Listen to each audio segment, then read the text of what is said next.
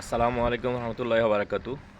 আজকে একটি সুখবর দেখলাম যে আমাদের হাইকোর্ট থেকে একটি রুল জারি হয়েছে যে গর্ভবতী নারীদের যে গর্ভে যে সন্তান সেটি ছেলে না মেয়ে, এটি যে পরীক্ষা পদ্ধতি বা আল্ট্রাসোনোগ্রাফি বা শব্দ তরঙ্গের মাধ্যমে যে পরীক্ষা করে আমরা ছেলে না মেয়ে এটা যাচাই করি, চিকিৎসা বিজ্ঞানের এই প্রসেসটাকে হাইকোর্ট ব্যান করে দিয়েছে।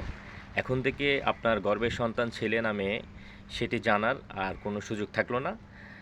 আর এটি আগে থেকে যখন জেনে যাওয়া হয় যে একটা গর্ভের সন্তান ছেলে না মেয়ে, এটা গর্ভবতী নারীদের জন্য বা মায়েদের জন্য অত্যন্ত অনেক সময় দুঃখজনক হয়ে যায়, আনন্দের জায়গায় অনেক সময় দুঃখের সংবাদ হয়ে যায়। কারণ এক্ষেত্রে গর্ভবতী নারীদের অনেক মানসিক নির্যাতনের শিকার হতে হয়, অথবা অনেক সময় ওনাদের শারীরিক নির্যাতনেরও শিকার হতে হয়।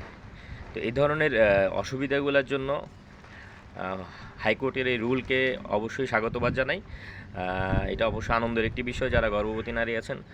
কিছু কিছু ক্ষেত্রে আনন্দের মধ্যে আনন্দটা আসলে মাঝে মাঝে হয়তো হঠাৎ হঠাৎ হয়, কিন্তু অনেক সময় এটা বিব্রতকর অবস্থা তৈরি করে, মানসিক নির্যাতনের শিকার হতে হয়।